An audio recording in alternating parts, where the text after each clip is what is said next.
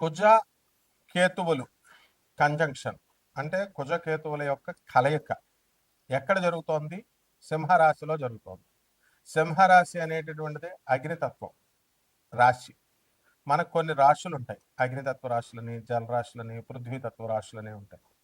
So ఈ కుజ కేతువులు ఇద్దరు కూడా సింహరాశిలో ఉండడం వల్ల ఎలాంటి మార్పులు అనేటటువంటివి మనకి ఈ ద్వాదశ రాశుల మీద జరుగుతుంది. ఆ ప్రభావం ఏంటో మనం చూద్దాం.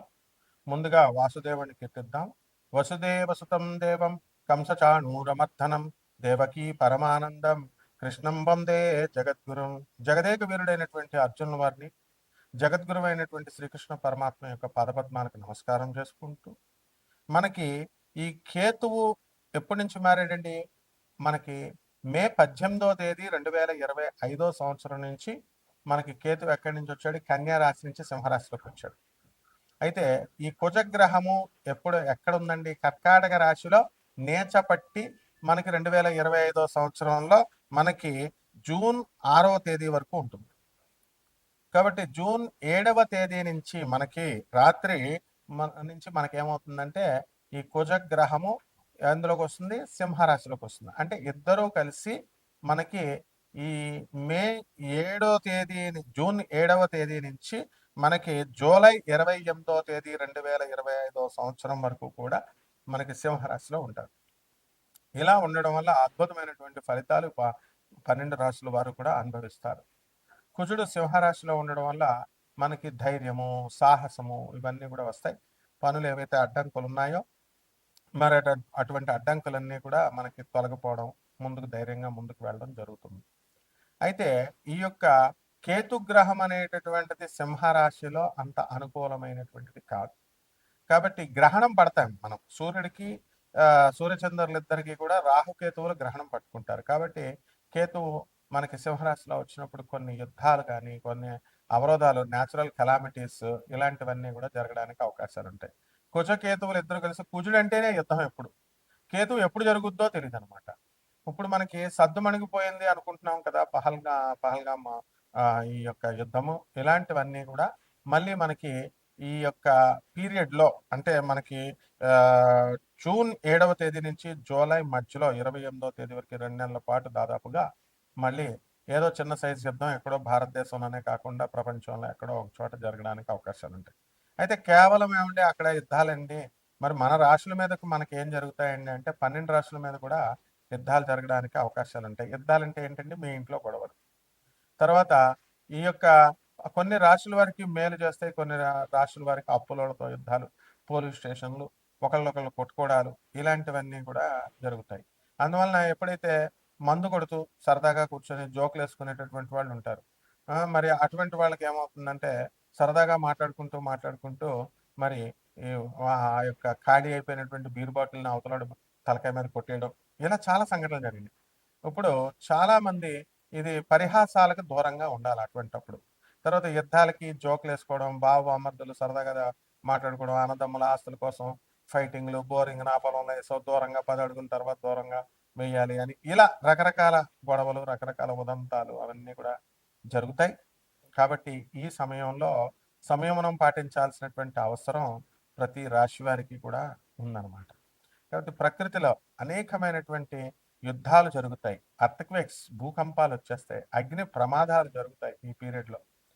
కాబట్టి జరగవండి అని అనుకోవడానికి కుదరదు. కేతు అంటేనే రోగాలకి, మిస్టిక్ రోగాలు, అంతుబట్టనటువంటి రోగాలు. ఇప్పుడు ఆల్రెడీ ఆంధ్ర గవర్నమెంట్ రిలీజ్ చేసింది, కేతు ఈ యొక్క కరోనా వైరస్ మళ్ళీ వచ్చింది అని చెప్పేసి జాగ్రత్తగా ఉండండి, హాస్పిటల్స్ అన్నిటిని రెడీ చేయండి అని జీవో కూడా పాస్ చేసింది ఆంధ్ర గవర్నమెంట్. రేపో మాపో తెలంగాణ గవర్నమెంట్ కూడా ఆటోమేటిక్గా ఫాలో అవుతాయి, అన్ని రాష్ట్ర ప్రభుత్వాలు కూడా. ఇదంతా కారణం ఏంటి? మనకి కేతు ఆల్రెడీ సింహరాశిలో ఉండడం వల్ల. కాబట్టి అనేక రకమైనటువంటి వైరస్లు మనకి పెరగడానికి అవకాశాలు ఉన్నాయి. కాబట్టి ఈ యొక్క కరోనా సమయంలో మనం జాగ్రత్తగా కనుక చూసుకుంటే మందు తాగినటువంటి వాళ్ళందరూ కూడా సేవ్ చేయబడ్డారు. బజ్జీల కొట్టుల్లో వెళ్ళి బజ్జీలు తిన్నవాళ్ళు, ఆ పేపర్లో, న్యూస్ పేపర్లో రకరకాల ఆయిల్స్తో తిన్నటువంటి వాళ్ళు మాత్రం, ముఖ్యంగా పాపం వయస్సులు చాలా ఊబకాయలు, లావుగా ఉన్నటువంటి వాళ్ళు, చనిపోయినటువంటి వాళ్ళు చాలా మంది ఉన్నారు కరోనా వైరస్లో. కాబట్టి బజ్జీలు తినకండి ఎక్కువగా. తర్వాత చికెన్ పకోడీలు అవి ఇవి బళ్ళ మీద తినకండి. వాడిన నూనె మళ్ళీ వాడుతున్నట్టుగా ఉండేటటువంటివి ముఖ్యంగా ఊబకాయలు వారు వాళ్ళు తినకూడదు. ఇదంతా సైంటిఫిక్‌గా చెప్పేది జ్యోతిష్ శాస్త్రం పరంగా మనకేంటంటే, ఈ ఆల్కహాల్ సేవించేటటువంటి వాళ్ళు మాత్రం కరోనా టైంలో వాళ్ళు రక్షింపబడ్డారు. ఒక డాక్టర్‌గా మరి చక్కగా మనకున్నటువంటి ఈ యొక్క మా స్టూడెంట్స్ అందరూ గూడా గాంధీ మెడికల్ కాలేజ్‌లో, ఉస్మానియా మెడికల్ కాలేజ్‌లో ప్రొఫెసర్లు కూడా ఇళ్లల్లో పడుకున్న సమయంలో ధైర్య సాహసాలతో కరోనా వైరస్‌ని జో మెడికోస్ అంతా గూడా వాళ్ళు రక్షించడం అనేటటువంటిది జరిగింది. ఒక్క కేస్ కూడా గవర్నమెంట్ హాస్పిటల్స్‌లో ఒక్క కేస్ కూడా డెత్ లేదు. Death rate is very low అనమాట. అయితే పెద్ద పెద్ద హాస్పిటల్స్, కార్పొరేట్ హాస్పిటల్స్‌లో ఎక్కువ ఫీజులు ఒక్కొక్కడు 50 లక్షలు తీసుకున్నటువంటి వాళ్ళు కూడా పేషెంట్స్‌ని వాళ్ళు చచ్చిపోయారని చెప్పి డిక్లేర్ చేసి వాళ్ళ శవాలు కూడా పూర్తిగా డబ్బులు కడితేనే కానీ ఇవ్వలేనటువంటి ఉదంతాలన్నీ కూడా మనం మళ్ళీ జ్ఞప్తికి తెచ్చుకోవాలి. కాబట్టి అక్కడ డబ్ల్యూహెచ్ఓ కూడా కేవలము డాక్టర్లు అంతా కూడా హాస్పిటల్స్ అంతా కూడా ఈ యొక్క వైరల్ ఇన్ఫెక్షన్స్ నుంచి ఆల్కహాల్ సేవించినటువంటి వాళ్ళు సేవ్ చేయబడ్డారు అని చెప్పి అవన్నీ కూడా మనకి ఉదహరించడం అనేటటువంటివి మనం చూసాము. ఆ తర్వాత వైరస్‌లకి మనం ప్రివెంటివ్ మనము ఈ ఇంజెక్షన్స్ వేసుకున్నాం. కోవాక్సిన్ అని, కోవిషీల్డ్ అని ఇవన్నీ కూడా ఇంజెక్షన్స్ మనం తీసుకున్నాం. కాబట్టి ఇటువంటి దుర్భరమైనటువంటి పరిస్థితులని మనము వ్యాక్సిన్స్ వేసుకున్నాం. ఇటువంటి దుర్భరమైనటువంటి పరిస్థితుల నుంచి మనం దాటుకొనొచ్చాము. కాబట్టి ఈ 2 నెలల కాలము అనేటటువంటిది చాలా గడ్డు కాలము.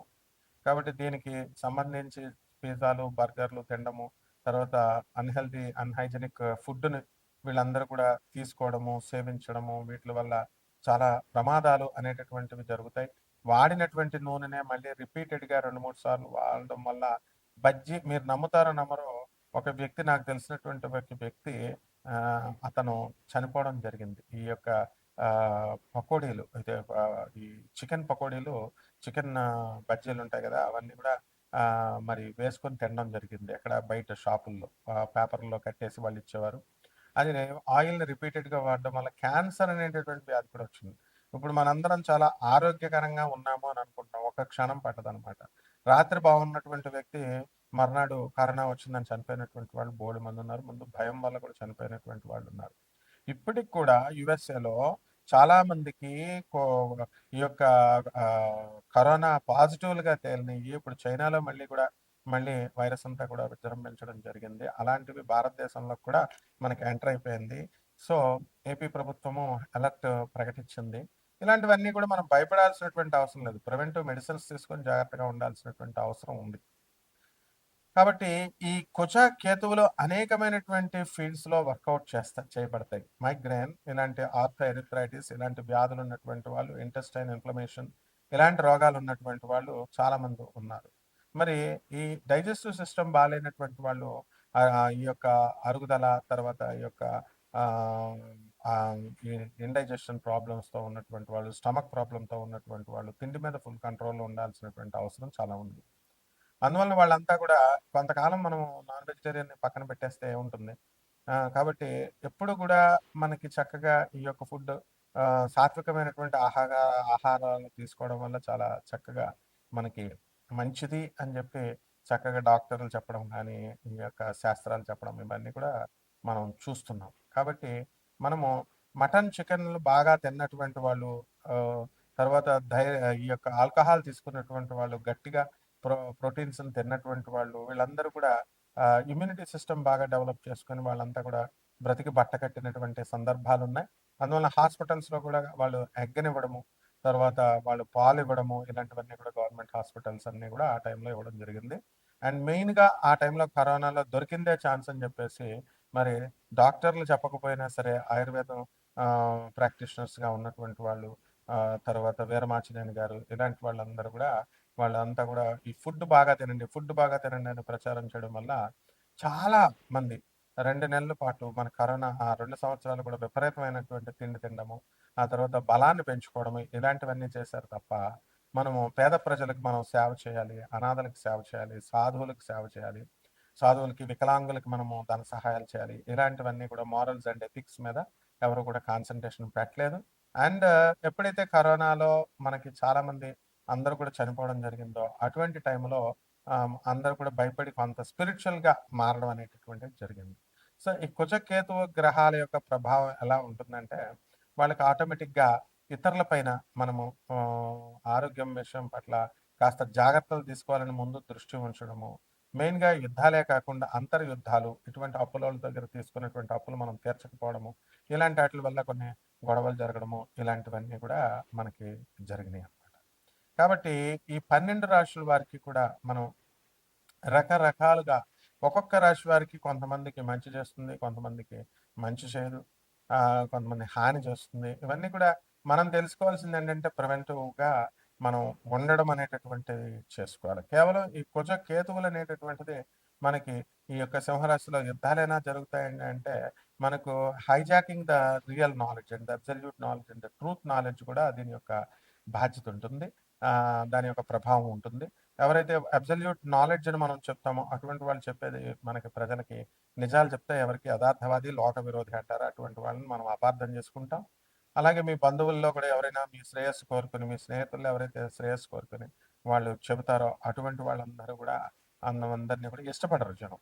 ఎవరైతే ఫేక్ ఆస్ట్రాలజర్స్, ఫేక్ పర్సన్స్ మీకు పరిచయమై, ఆర్‌పీ ఉంటుంది, రైస్ పుల్లింగ్ ఉంటుంది, ఇన్ని లక్షల కోట్లొచ్చేస్తుంది, మీరు 3,00,00,000 కట్టండి, 8,00,00,000 కట్టండి అని, లేకపోతే అమెరికాలో బంగారం ఇతర ఫారిన్ కంట్రీస్‌లో బంగారం తక్కువ ధరకొచ్చింది. ఇలాంటివన్నీ కూడా కొనండి మీకు లాభము అనంటే, వీళ్ళు అవతల వాళ్ళు ఎవరో కూడా వీళ్ళకి తెలీదు కానీ, చాలామంది నా శిష్యుల్లో కొంతమంది డబ్బులు వేయడము, కోట్ల రూపాయల్లో వాళ్ళు ఆహ్, ఆహ్, మాయమైపోవడము, తర్వాత ఫోన్‌లు ఎత్తకపోవడము, ఇలాంటివన్నీ చేసి నష్టపోయినటువంటి సందర్భాలున్నాయి. ఇలాంటి ఫేక్ వాళ్ళందరూ కూడా పరిచయాలవ్వడానికి అవకాశాలు ఎక్కువగా ఈ యొక్క 2 నెలల్లో ఉంటుంది. దీనివల్ల ఏమవుతుందంటే మనకి దురాశ అనేటటువంటిదే మెయిన్. దురాశ అనేటటువంటిది కూడా ఒక క్రిమి. కేవలం మనుషులందరూ కూడా దురాశ పరులైపోతారు. మాకేంటి లాభం అనేటటువంటిది చూసుకుంటారు. ఇప్పుడు ధర్మాన్ని ఆచరించండి. విదురుల వారు చెప్పారు అని పాండవులకి, కౌరవులకి చెప్పినప్పుడు పాండవులు ఆచరించారు. అందుకని వాళ్ళు సేవ్ చేయబడ్డారు, రక్షించబడ్డారు. కానీ కౌరవులు మాత్రం ఏం చేశారండి? వాళ్ళసలు వినకుండా వాళ్ళ ఇష్టం వచ్చినట్టు చేసుకొని దెబ్బతిన్నారు. సర్వనాశనం చేసుకున్నారు వంశాన్ని. ఆ విధంగా ధర్మం అనేటటువంటిది రక్షిస్తుంది. మాకేంటి లాభాలు లేనప్పుడు మనం ఈ వీడియో చూడటం కూడా దండగ. ఎవరంటే ఆకర్షణగా మీకు కోట్ల రూపాయలొస్తాయి, లక్షల రూపాయలొస్తాయి. తర్వాత చాలా మందికి ఇవి జరుగుతాయని అన్నప్పుడు ఈ స్త్రీలతో మీకు పరిచయాలవుతాయి. ఇలాంటి ఫేక్ చెప్పేటటువంటి వాళ్ళకి ఆకర్షితులవుతూ ఉంటారు. అండ్ రెండవదేంటంటే మా పిల్లలకి ఆరోగ్యాలు బాలేదండి, మాకు ఆరోగ్యాలు బాలేదండి. మనం అల్టిమేట్‌గా మాకెవరు లేరు. ఏ పుట్టలో ఏ పావుందో అందువలన అందరిని నమ్ముతాము. నమ్మితే తప్పేముంది అన్నప్పుడు నమ్ముతారు. లక్షల రూపాయలు పోగొట్టుకుంటారు. ఆ తర్వాత బాధపడుతా ఉంటారనమాట. అయితే ఇటువంటి వాళ్ళది ఇప్పుడు నాకు అమ్మవారు చెవిలో కనబడి చెప్తుంది. దత్తాత్రేయుడు చెవిలో చెప్తాడు. నేను మీకు చెప్తాను. లేదా అమ్మవారు నాకు కనబడుతుంది. నేను మాట్లాడతాను అన్నప్పుడు మీరు అది తెలుసుకోవాల్సినటువంటి విజ్ఞత మీకుంటుంది.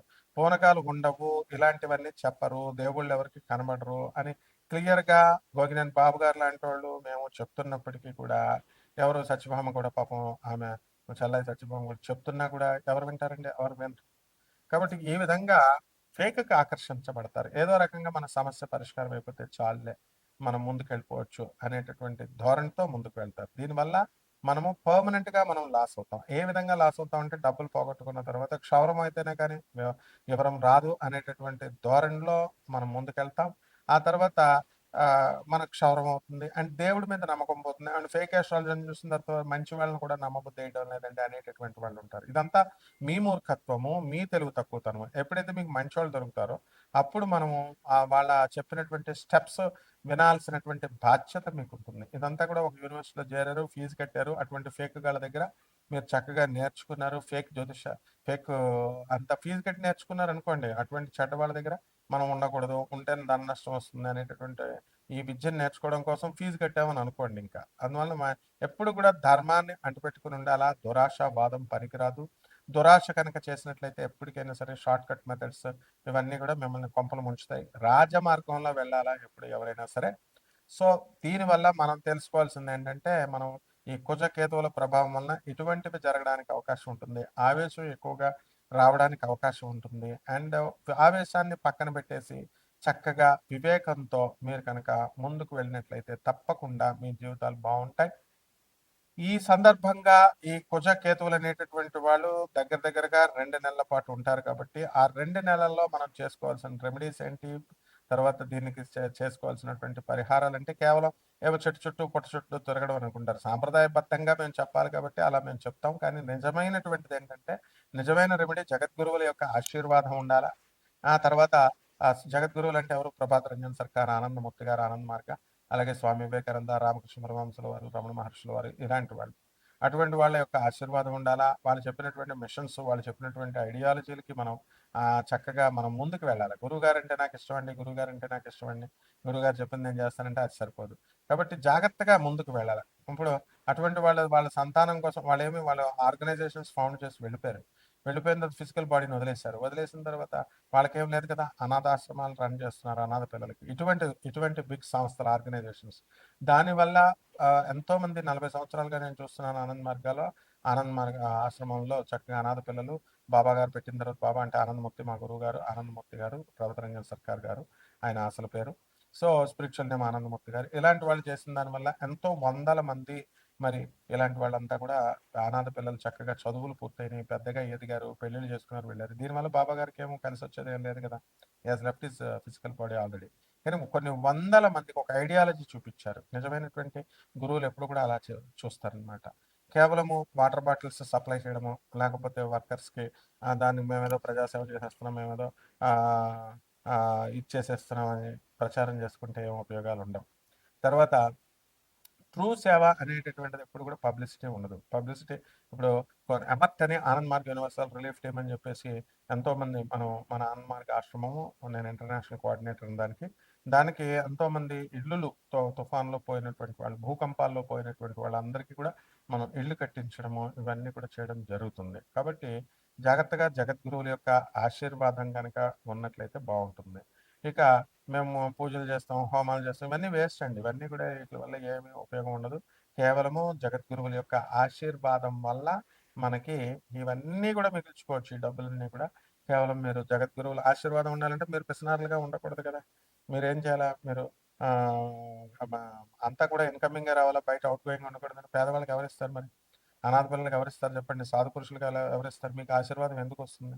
అన్నీ కూడా చాలామంది ఏంటంటే నాన్ కమర్షియల్ ఆస్పెక్ట్‌తో మేము చెప్పినప్పటికీ కూడా, రూపాయి కూడా మేము ఖర్చు పెట్టమండి అనంటే, అది మీ తప్పు.